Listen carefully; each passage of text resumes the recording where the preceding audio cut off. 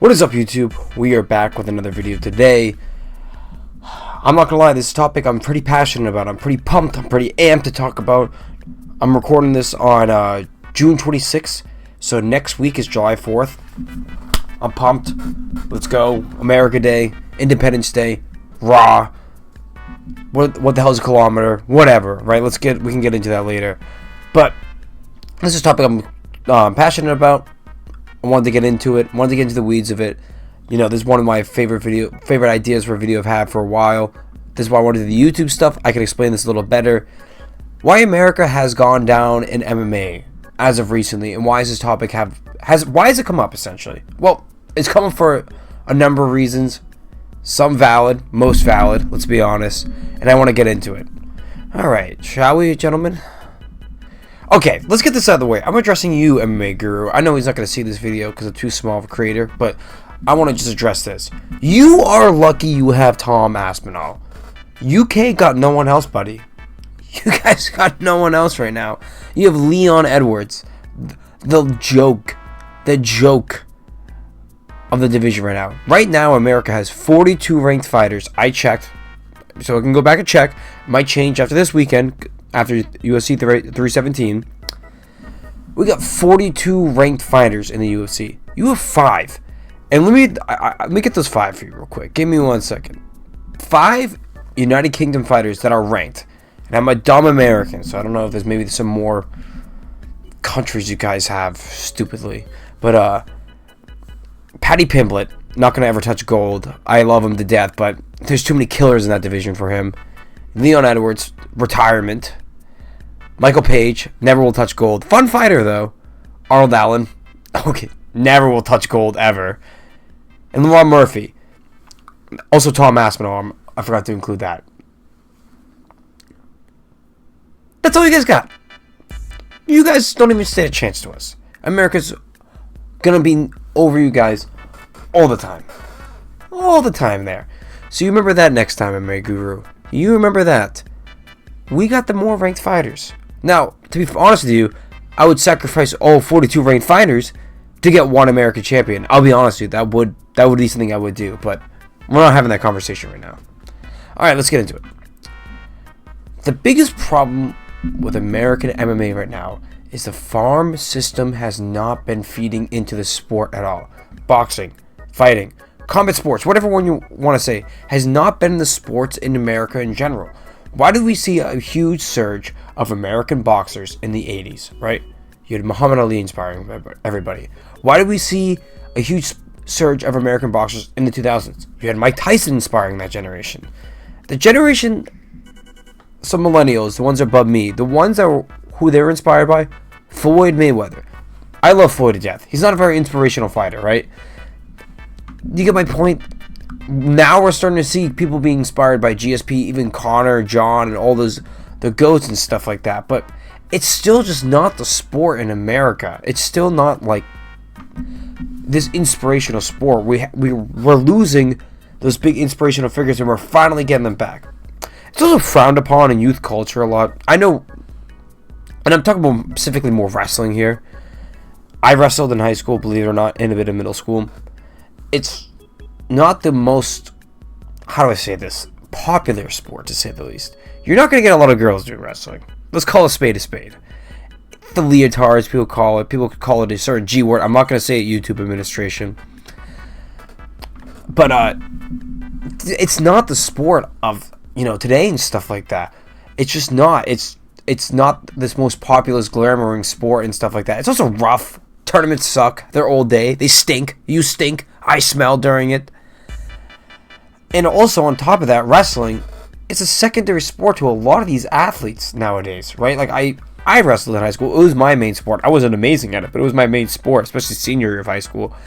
But all the kids I knew that wrestled, I mean, I grew up in New England, so wrestling wasn't a huge sport in general. But, you played football, and then during the offseason, you wrestled. It's the same way some kids do track in the offseason. It wasn't like, oh, I'm just taking this to stay in shape. Or I'm taking this to get a little better with my tackling in football, or to stay more conditioned for lacrosse or something, right?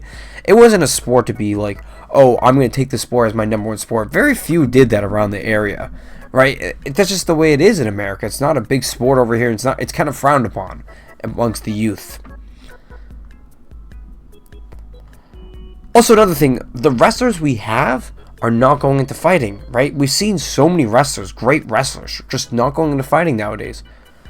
Most American wrestlers want to go into the Olympics. They train for the Olympics, freestyle wrestling. Obviously, it's much easier to go into freestyle wrestling from folk wrestling. They go into folk wrestling into MMA. Wrestling's wrestling at the end of the day, right? Sure, some different rules and stuff like that, but it converts a lot better. There's not enough money in MMA. There just never will be. In America, I know it's hard to make it in like countries like Brazil as well. Don't take away from that, and also England. But America's just so damn expensive as a country that, like, you know, you gotta train all day, because especially nowadays, if you're just a wrestler or just a boxer, you gotta train all day, sometimes 2 a days, and you just can't afford that. You need to have a job. I mean, look at GSP, Demetrius Johnson. These guys are having 3 jobs.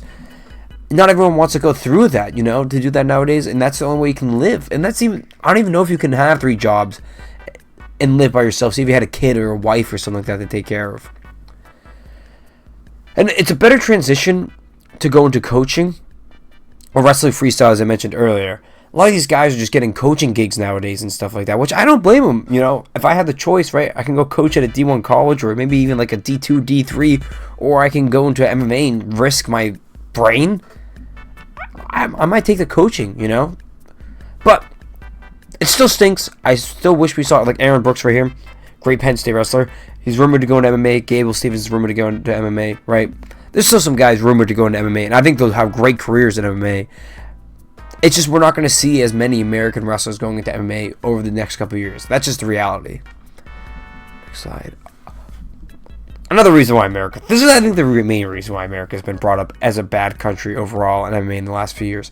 Our prospects have not been good. We have been getting fraud checked hard. Bryce Mitchell ran into Ilya. He got out-wrestled by Ilya. I know Bryce Mitchell took him down, which was impressive, but he got submitted by Ilya, out-wrestled, right? That's not good for Bryce Mitchell as a grappler. Payne Talbot got out-wrestled. I know he's not a wrestler, but he got out-wrestled by some journeyman in the UFC. Bo Nickel. It might be the most fraud-checking ever in the UFC ever. You're talking about someone who's on UFC 300, a John Jones card, and is a co-main to a fight night against a 34-year-old one prospect. Like, I mean, DeRidder's good, but he got fraud-checked hard against them, you know. Bo Nichols, I think he can still be a decent fighter one day, but he got fraud checked, and that's what he's representing American wrestling right now in the UFC. He's the only one of the big American wrestlers right now in the UFC. Obviously one of the most talked about, and it doesn't look good when, you know, he's getting fraud checked out there. That's why America has been talked about so badly recently, in my opinion. I also want to just go on this little side note. A lot of non-Americans still train in the U.S. Alex Pereira trains in Connecticut, right? That's also because Glover's gyms in Connecticut. There's better probably facilities and probably better medicine up here. Whatever. I just want to bring that up. Merab trains he lives in Las Vegas now. You know, a lot of these guys, they train in America and stuff like that. I just want it to be a point that, like, these guys are still getting American coaching, American medicine, and American facilities, American gym, whatever. They're getting the American treatment at the end of the day. I still want to hang our head high on that at least. Okay, who can win the belt soon? When you look at this lineup, total lineup of killers, right? Said no one ever, right? In my opinion, I didn't rank them on who has the best chance of winning the belt, but if I had to, or if I had to say who's number one, is Sean Brady. I think Sean Brady, if the way the welterweight division falls, might hurt him. But if, say, JDM beats Islam, I can see Sean Brady being a bit of a nightmare matchup for JDM. You know, I'm not calling him a better grappler than Islam, but he did submit Craig Jones in a jiu-jitsu match. I think he's a really underrated threat to JDM in the welterweight division. I'd probably still take Shavkat over him, but I think Sean Brady's got a good chance of beating JDM. Brendan Royval. This could age really badly because Josh Van could put him in a freaking blender this weekend. But by the way, yet again, another guy, American, Josh Van, trains out of Houston, Texas. He's half Burmese or something like that. Good for him that he's representing Burma, but he's still American at the end of the day. He still trains in America, whatever. But that's another side of it. Brandon Royval, he could be put in the blender this weekend.